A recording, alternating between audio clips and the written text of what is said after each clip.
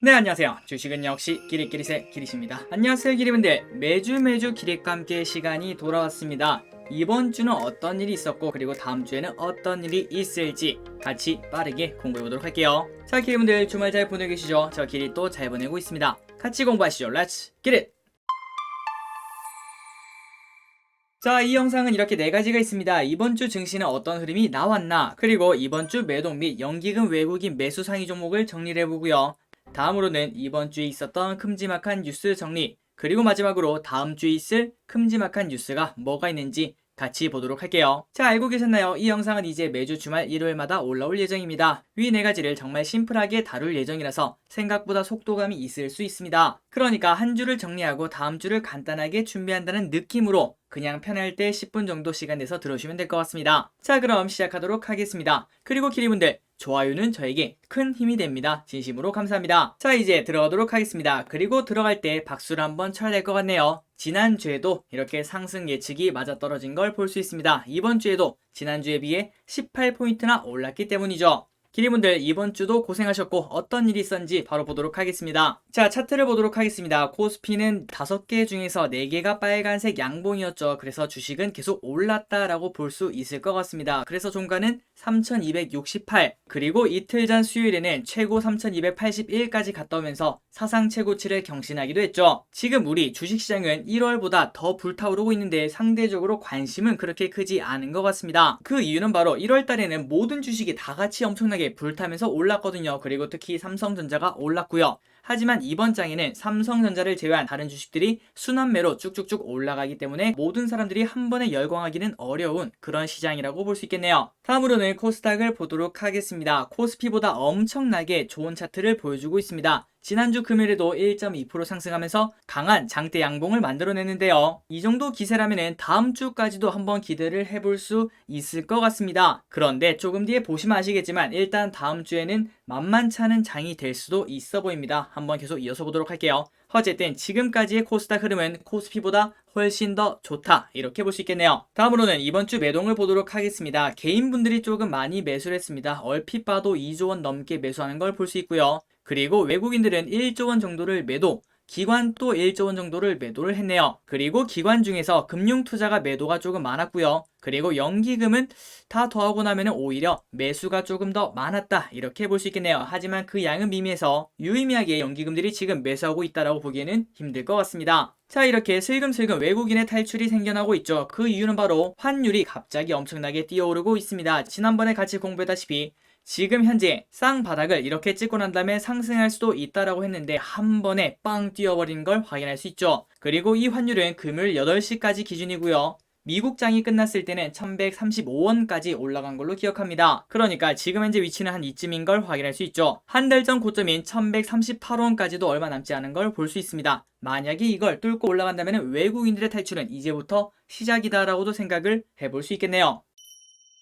다음으로 금요일 미국장을 한번 보도록 하겠습니다. 다우산업은 마이너스 1.5%, 나스닥은 마이너스 1%, S&P는 마이너스 1.3%로 하락을 꽤나 크게 했습니다. 그런데 하락하는 게 똑같이 하락하는 게 아니죠. 여기서 우리가 확인할 수 있습니다. 다우산업보다 나스닥이 덜 떨어지는 걸 볼 수 있죠. 그 말은 아직까지도 성장주가 조금 더 기대를 해볼 수 있다고 생각을 해볼 수 있을 것 같습니다. 지난번에도 같이 공부하셨다시피 지금 이제는 조금 템포가 빨라지긴 하겠지만 성장주의 시기가 맞다라고 말씀드렸는데요. 그리고 그 가장 강력한 예는 카카오와 네이버의 성장이라고 볼 수 있겠죠. 그런데 이렇게 하락장에서도 다우산업보다 성장주가 몰려있는 나스닥이 상대적으로 적게 떨어지는 걸 확인할 수 있습니다. 자, 그렇다면 미국장이 이렇게 갑자기 큰 낙폭을 한 이유가 뭔지 한번 뉴스를 통해서 알아보도록 할게요. 내년 말 금리 인상 시작, 연준 위원 발언에 다우가 1.6% 밀려 연준 위원이 나와서 내년 말에는 금리 인상을 시작하겠다, 이렇게 말했다고 합니다. 자, 기리분들, 내년 말에 금리 인상을 시작한다고 하니까 갑자기 시장이 왜 발작을 일으켰을까요?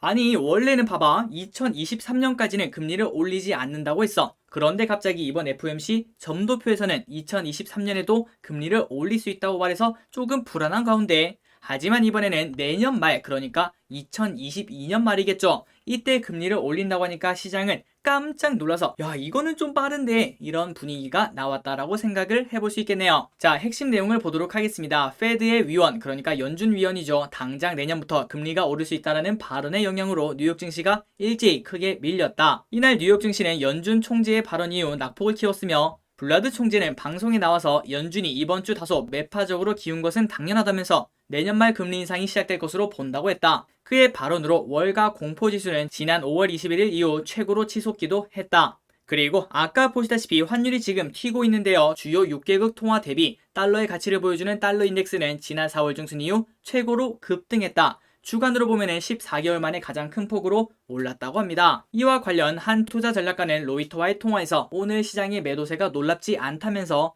너무 오랫동안 강세가 이어졌다는 점에서 이제는 차익 실현이 보인다고 상황을 짚었다고 합니다. 그러면서 다음 주에는 더 많은 연준 위원들이 연설을 하기 때문에 매파 그리고 비둘기파가 발언이 섞일 수 있다. 그러니까 증시는 오락가락 할 수 있다라고 부연했다고 하는군요. 자, 기리분들, 이렇게 금리 인상 발언 때문에 미국장이 크게 빠졌다라는 걸 확인할 수 있었습니다. 그래서 기리분들 알고 계실 거라고 생각합니다. 빅스 지수입니다. 공포 지수죠. 이게 급등을 했습니다. 10%가 올라서 21.48까지 올랐는데요. 지난번에도 항상 말씀드렸다시피 그냥 단순 조정이거나 아니면 조금 깊은 조정을 판단할 때는 빅스를 보는 게 좋다라고 말씀드렸습니다. 만약에 시장은 빠지는데 빅스가 크게 움직이지 않는다면 그냥 하루짜리 하락일 수 있겠구나, 이렇게 볼 수 있는데, 하지만 빅스까지 같이 이렇게 튀어 오른다면은 야, 이거 하락이 조금 클 수도 있겠는데, 이런 생각을 하는 게 맞다라고 알려드렸죠. 그렇기 때문에 다음 주 월요일까지 이 영향이 이어질 거라고 생각을 해볼 수 있을 것 같습니다. 그래서 다음 주에는 저 기리씨 이 빅스 지수를 신경 써서 계속 보면서 기리분들께 알려드리도록 할게요.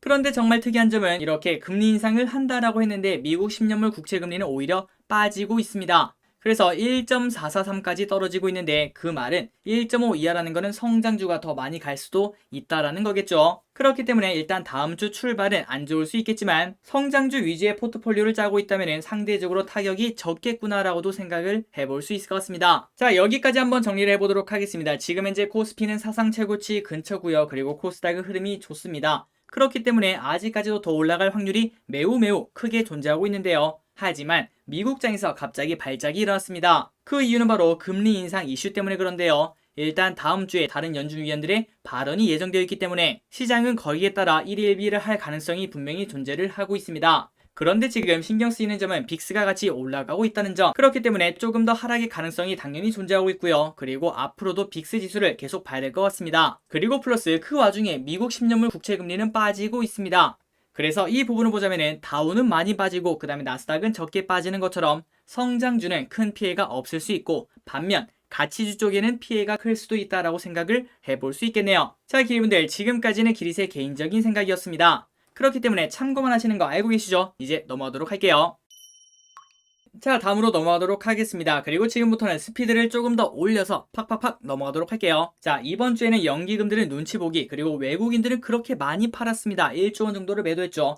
그런데 그 와중에 무엇을 샀는지 한번 보도록 하겠습니다. 자, 연기금의 매수 상위를 바로 보도록 하겠습니다. 네이버, 하이브, SKIET, 삼성 SDI, SK하이닉스, 현대글로비스, SK바이오팜, SK바이오사이언스, HMM, LG노텍, 두산퓨얼셀, 한국전력, 삼성바이오로직스, 효성첨단소재, LG전자, 효성TNC, 이마트, LG생활건강, 마지막으로 더존비주온을 순매수 상위 19개라는 걸 알려드리도록 하겠습니다. 자, 여기서 공부할 만한 기업이 뭐가 있는지 한번 보도록 할게요. 현대글로비스, SK바이오팜, SK바이오사이언스, HMM, 두산퓨얼셀, 삼성바이오로직스, 효성첨단소재, 이마트, 더존비주온. 자, 기리분들, 이 기업들을 한번 먼저 공부해보시기 바랍니다. 다음으로는 외국인들이 무엇을 샀는지 보도록 할게요. 하이브, LG생활건강, 삼성 SDI, LG화학, 네이버, 효성TNC, LG전자, 에코프로비엠, 하나솔루션, 진원생명과학, LG노텍, HLB, 오스템임플란트, 카카오게임즈, 두산퓨얼셀, 롯데케미칼, 마지막으로 휠라홀딩스를 매수를 했습니다. 자, 이번 주에는 외국인들이 열심히 매도를 하는 와중에 그 와중에 매수라는 거라서 엄청나게 매수가 많이 들어온 거는 크게 많지 않았습니다. 딱 2개라고 볼 수 있을 것 같은데요.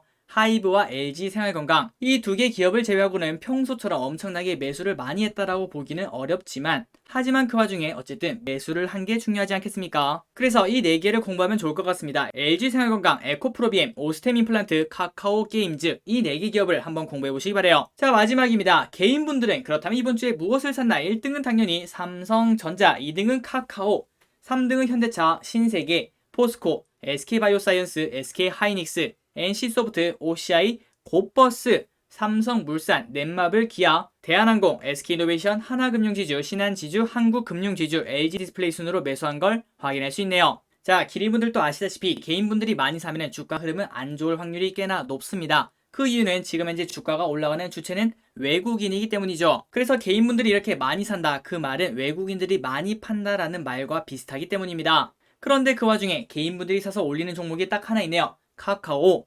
이 카카오를 보면 1월달에 삼성전자가 생각난다, 이렇게 볼 수 있겠네요. 자, 다음입니다. 이번 주에는 어떤 일이 있었나? 제목만 보고 타이틀만 보고 넘어가도록 할게요. 자, 첫 번째 월요일부터 순차적으로 보여드리도록 하겠습니다. 미국 전기차 판매 증가, 흑자전환 기대감, 배터리 대형주 비중 확대를 추천한다고 하는군요. 하나금융투자에서는 올해 하반기 중 미국의 가파른 전기차 판매 증가로 한국 업체들로의 낙수 효과가 기대되고 전기차 배터리 부분에 흑자 전환도 가능할 것이라며 배터리 대형주에 대한 비중 확대를 14일 권고했다고 합니다. 그리고 이런 시각이 지속적으로 나오는 걸 확인할 수 있습니다. 지금 현재 성장주가 올라갈 확률이 꽤나 높고, 그리고 성장주 중에서도 많이 눌렸던 애들이 2차 전지이기 때문이죠. 그러니까 2차 전지를 꼭 공부해보자, 이렇게 말씀드리고 싶습니다. 다음입니다. 셀트리온, 레키로나주 글로벌 임상 3상에서 효능 안정성을 확인했다는 뉴스가 나왔었죠. 그래서 이때 셀트리온 삼형제가 조금 좋은 흐름을 만들어냈는데요. 앞으로도 쭉쭉 좋은 흐름을 만들었으면 좋겠습니다. 다음입니다. 차량용 OLED 독점하다시피 하는 LG디스플레이 1분기 점유율 91%,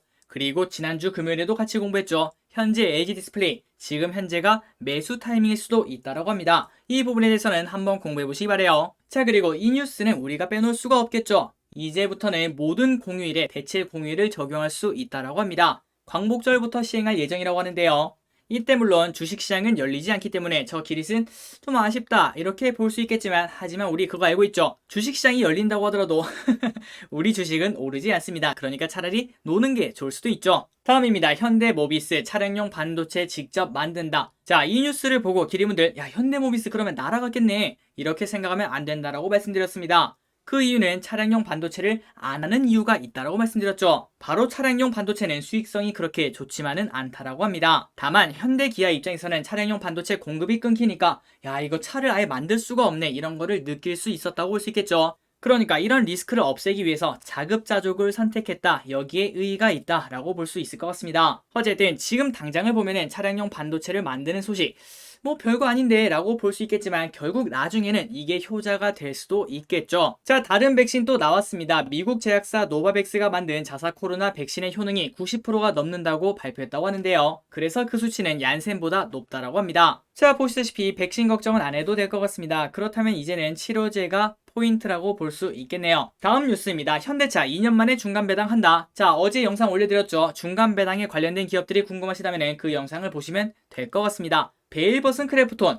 그런데 지금 비싸다는 얘기가 정말 많이 나오고 있다고 합니다. 자, 공모주에 청약하려면 최소 청약주 수가 10개죠. 그렇다면 55 곱하기 10 곱하기 2분의 1을 해야 우리가 내야 되는 증거금이라고 볼 수 있을 것 같은데요. 그렇다면 무려 크래프톤을 시청하는데 250만원 이상의 돈이 필요하다고 볼 수 있을 것 같습니다. 그리고 플러스 크래프톤은 중복 청약이 됩니다. 세계 증권사에서 가능하죠. 그러니까 250 곱하기 3 해서 750만원이 필요하다고도 생각을 해볼 수 있겠네요. 이렇게 공모가도 비싸고, 그리고 이 자체도 고평가 논란이 불가피한 상황이라고 합니다. 일단 지금 봤을 때는 고평가 때문에 금감원 통과가 힘들 것 같다, 이렇게 볼 수 있을 것 같은데요. 그러나 시간이 지나봐야 알 수 있겠죠. 화제된 크래프톤도 다가오고 있습니다. 자, 이번 주에는 이런 큰일이 있었습니다. 카카오가 네이버 시가총액을 제쳐버렸습니다. 자, 불과 한 2, 3년 전인가요? 저 기릿이 주식 투자를 진행하면서 이제 주식 모임을 하면서 이런 얘기를 했었습니다. 언젠가는 카카오가 네이버를 따라갈 수 있지 않을까? 이런 생각까지 했었는데, 그런데 그게 진짜 오네요. 그렇다고 저 기릿이 카카오를 들고 있는가? 당연히 아닙니다. 벌써 매도한 지 오랜지. 자, 목요일에는 FOMC 결과가 나왔습니다. 그래서 FOMC 조기 금리 인상 시사 2023년까지 2번 올린다라고 했는데요. 하지만 어제 갑자기 2022년에도 올릴 수 있다, 이 말 때문에 시장이 발작했다고 알려드렸죠. 다음 뉴스입니다. 코스피 오르지만 테이퍼링은 불안. 이때는 배당주가 뜬다. 지속적으로 같이 공부했던 부분입니다. 배당주는 겨울에 사는 게 아닙니다. 가을에 사는 것도 아닙니다. 항상 여름에 살겠죠. 지금부터 한번 공부해보시기 바래요. 자, 마지막 뉴스입니다. 상장 승인 받은 카뱅. 중복 청약은 못 누린다. 크래프톤이 막차. 자, 아까 보시다시피 크래프톤은 중복 청약이 가능합니다. 하지만 카뱅은 살짝 늦어서 중복 청약은 할 수 없다는 점, 이걸 알려드리고요. 그리고 다음 달 7월이죠. 그때 카뱅의 청약이 있을 예정입니다. 그때는 또 오랜만에 청약 대여를 기다리시는 수많은 사람들이 몰려오겠다, 이렇게 볼 수 있겠네요. 자, 마지막입니다. 다음 주 주요 일정 빠르게 보고 끝내보도록 할게요. 일단 지금 봤을 때 큰 건 없었습니다. 자, 신규 확진 482명 다시 500명 아래로 거리두기 개편한 내일 공개, 오늘 공개입니다. 그러니까 오늘 이제 거리두기가 어떤 식으로 나오는지 한번 보시면 좋을 것 같고요. 자, 월요일에는 상품 200만 개 박앤 세일 21일, 22일 아마존 축제를 연다고 합니다. 아마존 프라임데이니까 혹시 직구에 관심 있다면은 한번 아마존에 들어가서 직구를 해보시는 것도 좋을 것 같네요. 다음, 한미일 오는 21일 서울에서 북핵 수석 협의, 북전원회의와 맞물려 주목. 자, 최근 들어서 북한에 관련된 뉴스가 계속 나온다고 말씀드렸습니다. 그렇기 때문에 대북 관련주는 한 번쯤은 공부해볼 필요가 있다 라고 볼 수 있겠네요. 그리고 화요일부터 목요일까지 20일부터 24일까지 국회는 정치, 외교, 안보, 통일, 그리고 경제, 그리고 교육, 사회 이런 것들에 대해서 대정부 질문을 진행할 예정이라고 하네요. 다음입니다. 화요일에는 LG에너지솔루션 배터리 세미나가 있습니다. 그래서 2차 전지를 좋아하시는 기리분들은 한번 참고해보시면 좋을 것 같고요. 자, 목요일에는 5G 기술 한자리에 에릭슨, LG, 언박스드 코리아 2022를 개최할 예정이라고 합니다. 최근 들어서 5G가 좋은 흐름을 나오고 있는데 이런 뉴스에 힘입어 5G에 더 좋은 흐름이 나왔으면 좋겠네요. 자, 마지막입니다. 24일 목요일부터 대한민국 동행 세일이 시작합니다. 그래서 온라인서 최대 70%까지 할인한다고 하니까 자, 기리분들 평소에 사고 싶었던 물건 이때 내수 진작을 위해서 한번 쇼핑을 해보시기 바랄게요. 자, 지금까지 매주 기리과 함께였습니다. 자, 기리분들 오늘 또 같이 공부해주셔서 진심으로 감사드리고 시청해주셔서 진심으로 감사합니다. 이번 주도 그리고 다음 주도 평생 양봉 하시기 바랄게요. 지금까지 기리셨습니다. 빠이요.